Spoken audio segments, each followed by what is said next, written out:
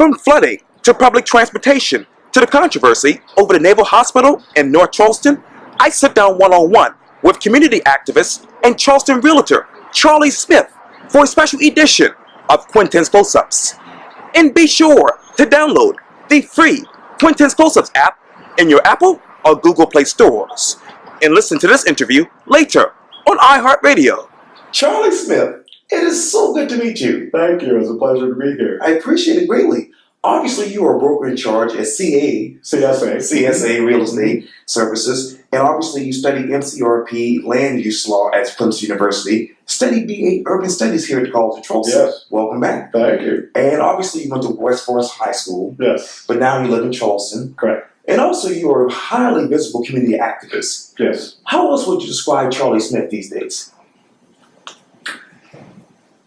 I am someone who is particularly concerned about everyone here having a healthy community in this town. And in order to do that, you have to look at so many different areas of the city. You can't just look at one thing. Okay. You can't look at transportation and think that's the silver bullet, or that affordable housing is the silver bullet. We have to do all of these things in conjunction with each other so that we're building a healthy community for everybody, so that everybody benefits from this economy and from the societal connections that we have here in the city. What is your definition of a healthy society in Charleston? A just society where people are treated fairly, always, where we are not, I see life kind of as where we have two different kinds of people who are more prone to compete and people who are more prone to share. There's nothing wrong with either one. We need both, but you can't go all the way one or the other. So we have to look at the basic things that all of us need and be willing to share those things. We shouldn't have to compete for things like housing, compete for food and things like that. Those things should be available to everybody. Medical care, things like that, should not be rationed for people based on some criteria that is meaningless. All people should have good health care. All people should have access to food. All people should have access to affordable housing. And we have to look at these things as one, not as just one piece here, one piece there, because we don't put the pieces side by side and see how we can get some synergy out of some of these things if we just think about them in a different way. What is the state of affordable housing in your mind?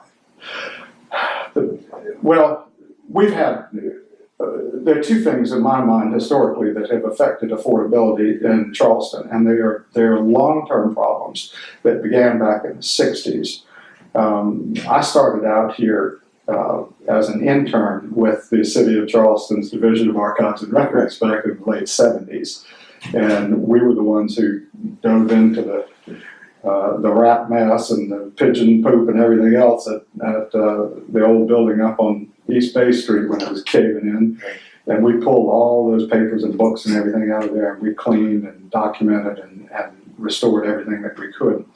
But what we found was that in the 60s, between the Interstate 26 project, the Gilliard Auditorium project, and the Crosstown Expressway, which were all kind of done within the same 8 or 10 year period, that there were probably 11 to 1,500 units of housing that were demolished as a result of those three projects, and not one single unit of that was replaced. That was the first big mistake we made in housing in this city. We ran people out of town, and it was very intentional. And the folks who got run out of town wound up in North Charleston, which created a transitional problem for North Charleston, which we still feel the effects of today. But we've never replaced that housing. And we continued on the historic preservation and economic development track, which was healthy for the city, but it wasn't really healthy for the people here. And what we have now is the Charleston Place property, which did not displace anybody, but that one project drove the value of real estate in this city up so high that there was never ever going to be a way for the people who had been put off the peninsula to afford to come back. And that's where we are today. So when we talk about the $20 million that the local development corporation has that came out of the development of Charleston Place, in my mind, every penny of that needs to go to affordable housing. And they're going to be fighting over this stuff soon. And in my mind, the hotel is what raised the price of property here and what put affordability out of reach for anybody of modest means. And what we need to do is go back and take that money and put it back into affordable housing and continue to find sources of money similar to that we can put back into affordable housing here to make sure that we're meeting the needs of the people. How many properties in the city of Charleston right now have actually drove the property value up as we sit here right now? Well, I think any of them that have been bought and renovated, which would be quite a few, because when we go into an area that has not been cared for in a physical sense, and typically these are areas where people have gotten older, don't have the resources to continue keeping up properties. And this is kind of small scale stuff. We're talking about single family home neighborhoods, not so much the major projects downtown. But the single family phenomenon is that you get to a certain mix of housing where you've got a certain number that are renovated and at their highest value, and at some point the whole neighborhood shifts to a higher value, and that's when you start losing people. When you look at the city of Charleston from the time that you work there to right now, what is the biggest difference in your mind?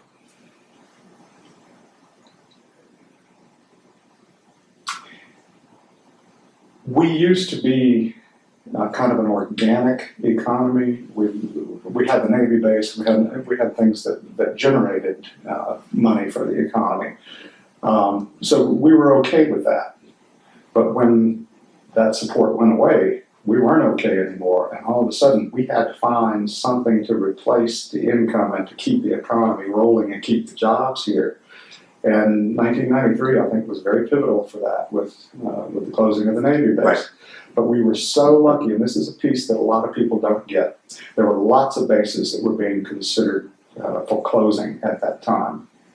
And we were not real happy that we were one of the early ones, but it turned out to be a very fortunate thing for us, because when we were the first ones to be closed, we were also the first ones to be considered for redevelopment. So people who were standing there in line wanting to reuse these buildings, they were people who were there that wanted these buildings, and we were able to get them in and get businesses developed. The people who were successful, or the cities that were successful in not having their bases closed early, by the time they closed, there was nobody left to go in and help. So we were very fortunate. We got a great mix of businesses and industrial types in this community that have continued to provide a very profitable economy here. You talk about the community, and obviously you talk about affordable housing and food and healthcare. What else does this community need right now in your mind? Well, I mean, the flooding issue is the obvious one, but I think we will deal with that because we have to. How do you deal with that? I think we're doing it the right way. We're studying right now. We should have been studying a long time ago, but we're studying now, and you're seeing a lot of interaction between Mayor Tecklenburg's administration and the people who have been dealing with these types of issues in different places in the world for a long time, and hopefully we can find, it's never going to be one solution, but hopefully we can find a menu of solutions that will at least help us to deal with these flooding issues as they happen. When you look also at flooding, what else are you studying right now? In terms of flooding, what else are you looking at? Well, we have a multi-jurisdictional issue that comes into this too, because all of this water has to drain to the rivers and eventually to the oceans. So in my view, what we need to be doing is looking not only from where the water is flowing from, but we need to start at the other end and work back toward the middle on what's blocked, what's inadequate, what needs to be replaced from where it pours out into a river, what needs to be replaced back toward the middle, as we're working from the other side with new technology. Because if you got 3 jurisdictions and none of them will agree to clean the ditches out, it doesn't do any good to open up the high side. Because it didn't go anywhere but in somebody's house. What's being blocked? What's inadequate? And what needs to be replaced right now? Well, I can tell you, James Island and West Ashley, for instance, these were rural communities. They were farm communities. And when the ditching and drainage was done in those areas primarily after the 1894 bridge was built from downtown, this is when things began to open up here.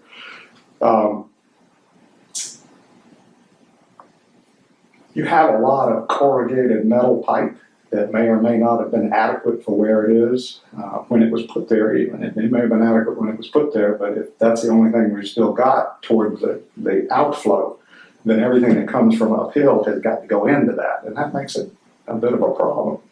But West Ashley and James Island have a lot of corrugated metal pipes, and they have a lot of open ditches that have not been maintained. They have private ditches that everybody assumes were public ditches, and they expect the public entity to come in and clean them out, and they're not publicly deeded ditches. They belong to individuals who are not keeping them clear. So I think that maintenance is as big a part of this as looking for new solutions. What new technology are you looking at when it comes to flooding? Well, most of my discussions in this area have evolved around the West Ashley Revitalization Commission, and particularly the folks out in the Church Creek area. Right. I can tell you that for some of these folks, there is no solution short of a buyout. And the buyout is often the least expensive solution for the public, because if you have to keep paying for these things over and over again, it's ridiculous because it doesn't get any cheaper. And by the way, as a realtor, I can tell you that there are lots of properties out there that have flooded the last three times in a row in the last 3 years, and they're on the market now with hardly a comment about any water problems at all. And they're on the market at full price because people still think they're going to get it and they're going to be able to pass that off to somebody else. That ought to be stopped. But right now it's against federal law because you can't discuss somebody else's history of losses with a prospective buyer. But that buyer has a right to know. When you look back at Mayor Tecklenburg's State of the City address from a week ago to right now, it still plays in your mind.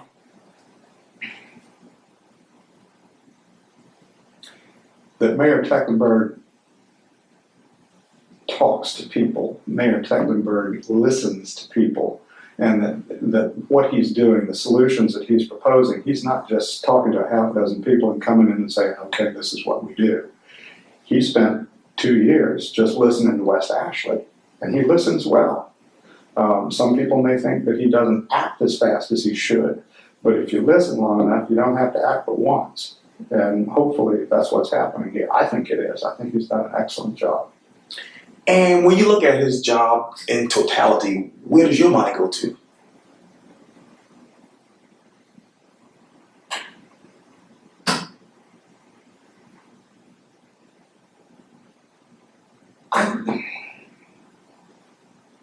In terms of the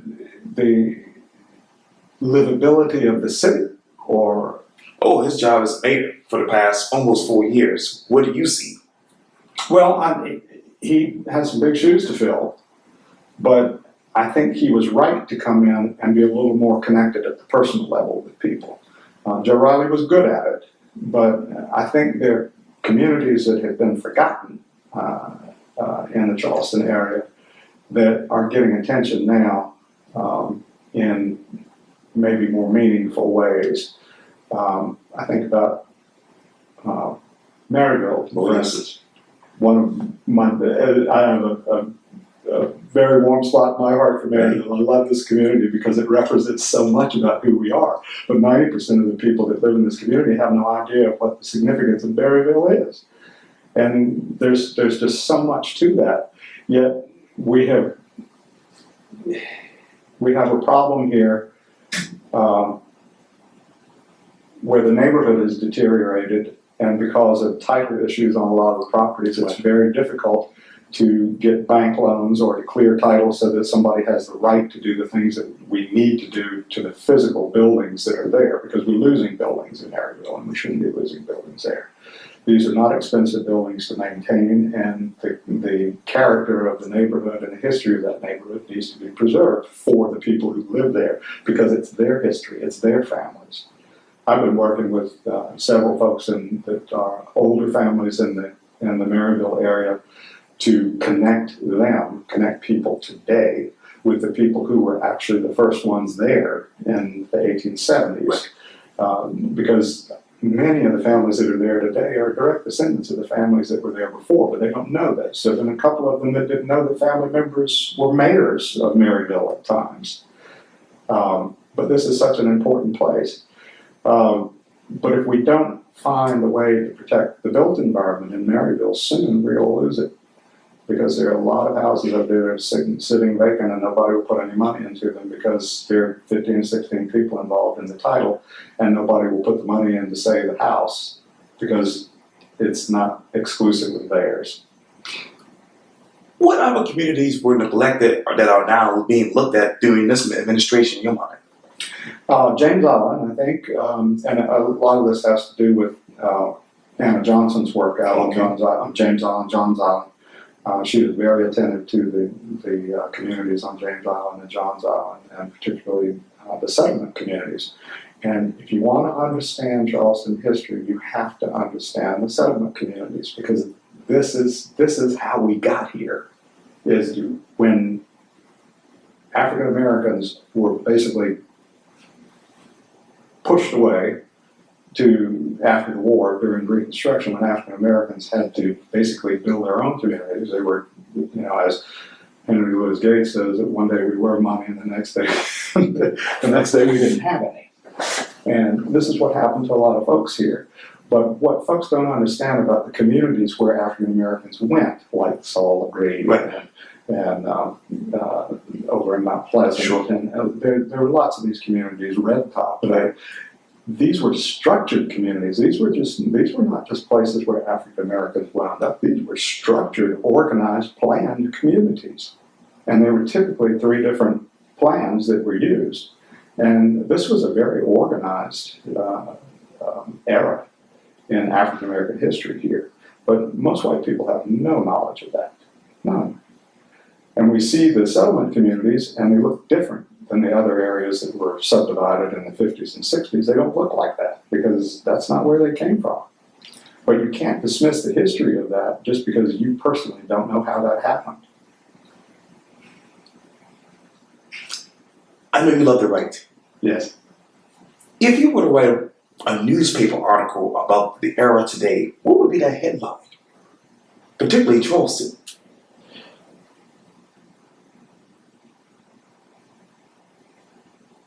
Wow.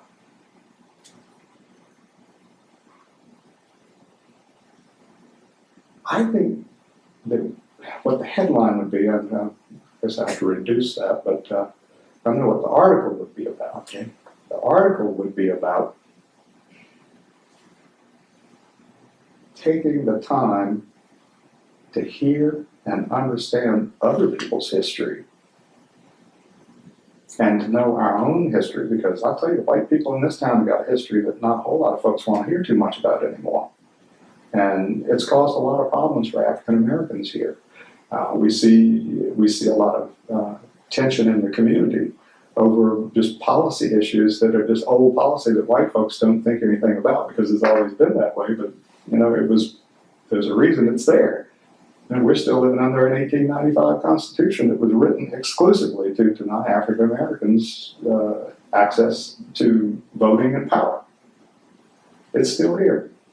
It's still part of our everyday life. And if we don't recognize what the intent of those things were, we know they still do damage. But if you realize that they're doing damage and you realize that the intent was something that was not good, get rid of it. And obviously, I want to go back to what you said earlier at the top of the interview, healthcare and food. Yes.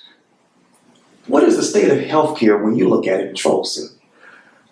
I think we are very fortunate that we have the medical facilities that we do here, and particularly in USC, and I can't say enough about them because I've had some personal experience in the last few years with them, and that is an awesome place if you ever need it, and we're very fortunate to have it.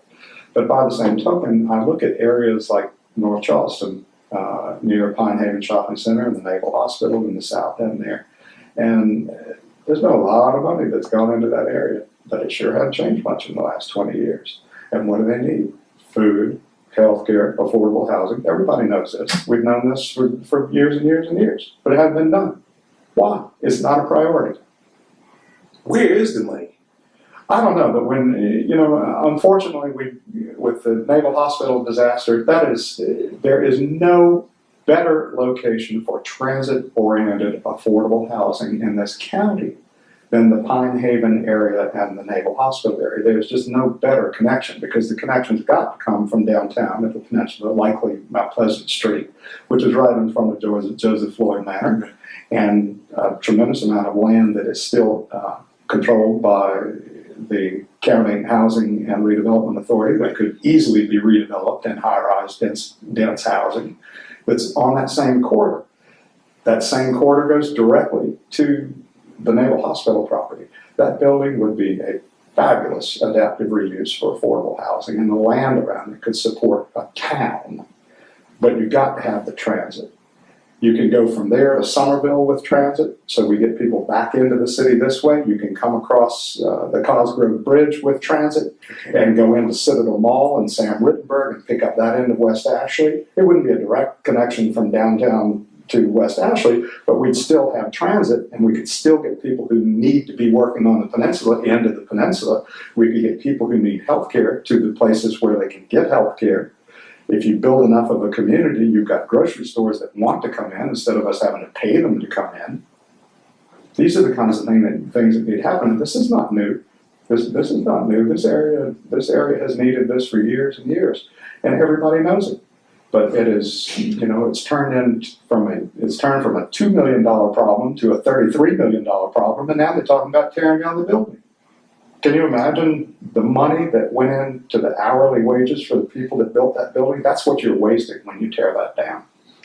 If you were to stand in front of Charleston's County Council, what would you tell them about this situation? Well, frankly, it surprises me that there's not stronger leadership on the housing side of it. I think there could be. I think there are people who could be stronger on it.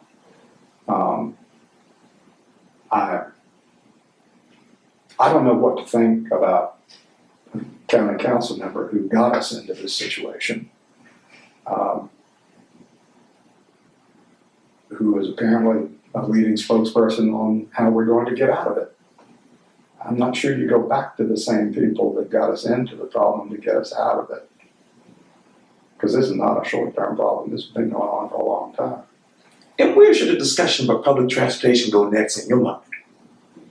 Everywhere it possibly can. We need public transit, and we need it throughout this region. If we're going to be a city, we need to be a city. We need to do it right. I spend a lot of time in cities that do have bus rapid transit, and it works beautifully. In fact, it's beyond capacity in Bogota, which is a city where I spend a lot of time for family reasons. But they have a huge system there, and it is jam-packed like sardines every day. And they all said it wasn't going to work. Well, it did. It's worked exceedingly well. And as soon as one area gets it and people realize it's working, other areas want it. But what we need to do with this is to not only respond to citizens' desires for transit, we need to look at where the high ground is that's closer into the city. And that's where we need to be focusing our housing development, not in the lowlands, but let's see what high ground we've got, and let's stay to the high ground so that as this water problem continues as a planning issue, we're above it. And we need to be getting housing that can't be fixed out of the lower areas. Yeah, discussions to be continued. Yes. To be continued. Yes. There's a lot, but it is so interconnected. All of it is just so interconnected that we need to stop and think about it as a whole once in a while. Charlie Smith, thank you so much for your time. I really, really appreciate this. My pleasure. Thank you for having me. Thank you.